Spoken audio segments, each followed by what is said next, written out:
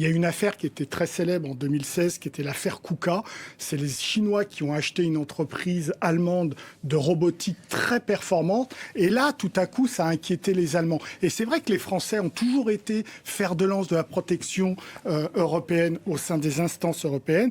Et à partir de 2017, en effet, les Allemands se sont mis derrière Paris et ont poussé un petit peu plus pour cette protection. Et donc, on a vu arriver un certain nombre de textes, comme en 2017, le fameux règlement sur le filtrage des investissements étrangers qui était essentiellement destiné à filtrer les investissements de la Chine en Europe. Donc, ça a commencé quand même avant le président. Mais il faut reconnaître que le président Macron a toujours poussé sur le plan stratégique, sur le plan militaire, sur le plan économique, en effet, pour que l'Europe se réveille sur ces questions.